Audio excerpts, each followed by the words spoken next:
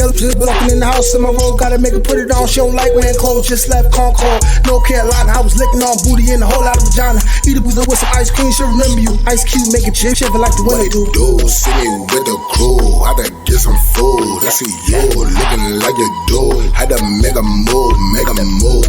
Alright, y'all. So I got the man, the myth, the legend,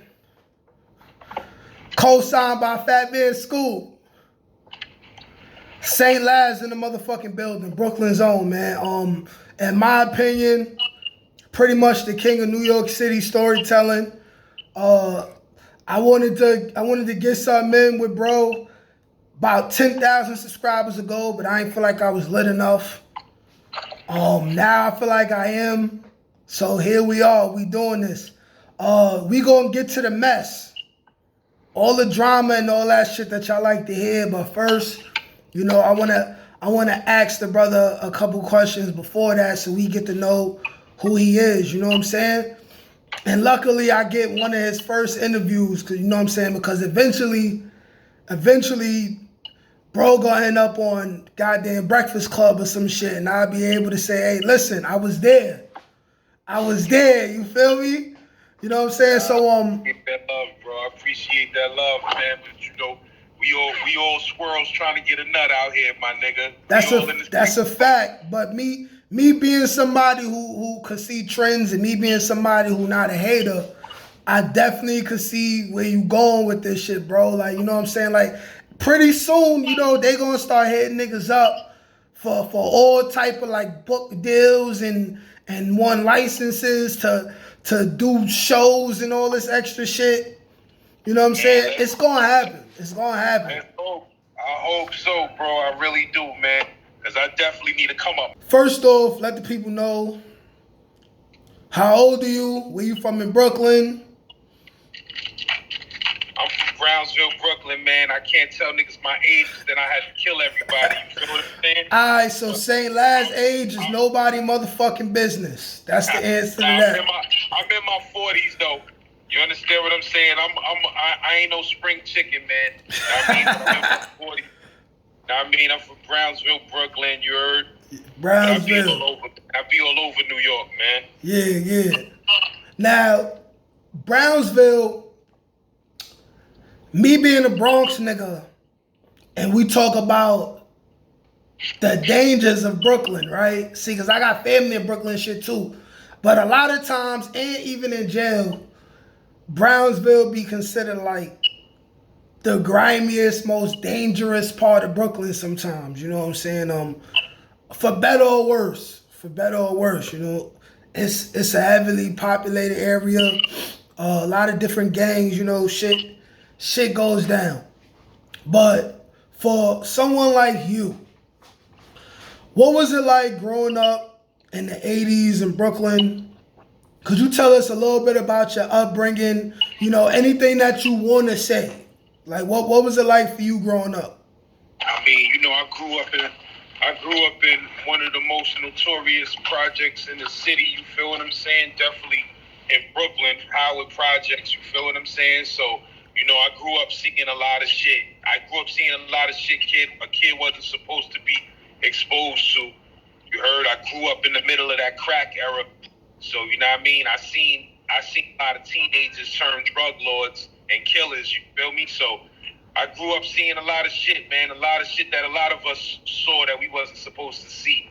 But I mean, overall, Brownsville, Brooklyn was, you know what I mean? That shit was home. So even though it was wild and crazy, when you live in there and growing up there, it's just home. You feel what I'm saying? So yeah. I had love for my hood. I had love for the whole Brownsville. So you know what I mean? I enjoyed my childhood there. I seen a lot of foul shit and been around and exposed to a lot of shit. But my childhood, I mean, I wouldn't change it for the world. You feel me? Yep, facts. You know, especially, you know, I feel the same way. You know, like when you're a kid, if that's all you know, that's just all you know, and you learn to see the beauty in it. Facts, bro. You know, like it ain't the easiest way to live, but you know, there's always beauty within it. You know, there's the older people on the block that look out for you.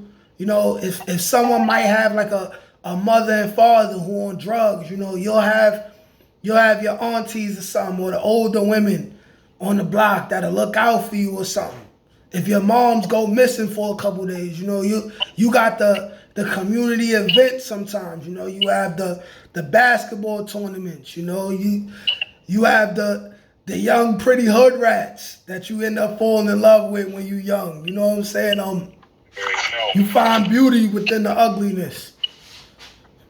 Word, you know what I'm saying? So I was seeing I was watching the news and I was seeing some dudes interview like two Brownsville teenagers. They was asking teenagers like, yo, how is it living out here in one of the most high crime areas in the city? Like, how do you survive out here? This and that. And it's like those kids, I remember looking at those kids and they had a blank expression on their face, like they didn't even know what the reporter was talking about. Like, know what I mean? Because when you a kid, you living in that shit, you don't even notice it, bro. You think that's just the way shit is.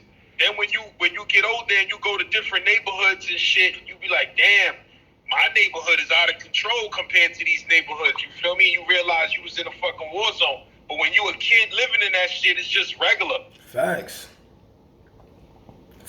you know. You gotta get out that shit to realize. You gotta get out of it to realize how crazy it is. Facts, hell yeah. You know, like you could be a little kid and you see somebody get their wig pushed back right in front of you. You gonna be traumatized from it, but you ain't gonna know that that's not normal unless you go outside the hood, which is what I encourage a lot of niggas to do. You know, it's a mind state thing. You know, people will start having more belief in themselves and they'll start aspiring for more if they could even get a week or two outside the hood. A day. Nigga get a good 24 hours out the hood. That shit do something to you. Yeah, you'll start feeling like it's something out there that's better than what you living. That's a fact. That's a whole fact. Real talk, bro. Word, man. All right, so let's bring it into your preteen, teenage years, maybe. What was some of your, like, if you're able to say it, what was some of your introductions into what you would say is the street life, criminalities and things like that? Like, what were some of the things you was exposed to, if you could speak on it? I mean, you know, in Brownsville, growing up in the 90s and the 80s, you feel me? It just was a lot of guns in the hood, man. And you know, it was a gun culture out there. So, like, once you 12, 13, you already thinking about when you gonna own your first gun. You feel what I'm saying? So, you know, I grew up basically thinking that that's what you had to do to be real, is to be a gunslinger. You feel me? Because that's all they do in Brownsville is bust guns. You feel what I'm saying? So it's like you grow up believing that, you know, that's what's expected of you. So I was trying to get a gun at an early age, my nigga. I was trying to get my hands on a gun at an early age. You feel me? And I was older than the average motherfucker that got their hands on a gun. Like, I've touched guns, been around guns, but when I got a gun that I considered, like, you know, something that I could have on me at all times, that shit, I probably was like 15. You feel what I'm saying? I was a late bloomer. But once I got a gun in my hand, like, I developed a quick addiction to having guns. You feel me? So, you know, I just was obsessed with having guns, my nigga. You know what I mean? As soon as I stepped off the porch, I got jammed up. It was facing 25 to life. But bottom line is, it was a gun culture that a nigga became obsessed with, like any kid in Brownsville, my nigga. Any kid in Brownsville, because you don't want to be scared. You a kid growing up in Brownsville, you done got jumped so many times. Not just Brownsville, even New York City in general. Yeah. Now, I mean, you done got jumped, you done got robbed, you done got bullied, you done got all type of shit that happened to you. So you start already plotting and planning the day where you ain't gonna be scared no more, and you're gonna get a gun and a nigga try to rob you, you're gonna shoot his ass or pull a gun out and he ain't gonna rob you. You feel what I'm saying? So that's the culture. That's the whole New York City culture, my nigga. Yeah. You feel me? It's fucked up. Yeah. But the kid going through that, we went through that. You know what I mean? Let's all just hope that the kids in the future could stop growing up like that out here. Like, you feel me? Yeah, I understand. And as somebody who, you know, I'm 31 now, but I have first like jumped off the porch for real, like 14, 15 as well. You know, a little bit of my backstory, you know, like my mother, like she worked a good job, you know what I'm saying? She worked at Con Edison until she retired. She tried to keep me in the house, you know, like I was in a real dangerous neighborhood. She tried to keep me in the house, buying me all the Sega Genesises and Sonic games and Mega Man and all of that, you know what I'm saying? But it was just when you ain't got no man in the house, or she was, you know what I'm saying, she was getting drunk with her man a lot back in the day, and I used to be upset. I used to feel like I want to go outside and hurt somebody, you know what I'm saying? I started going outside. My mom's she even had me in Catholic school, you know what I'm saying? Like really was trying to keep me on the straight and narrow.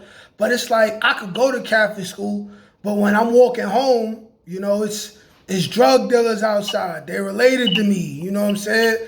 It's DTs chasing the drug dealers around, you know what I'm saying? Randomly searching young dudes, because some of us might have had drugs on us.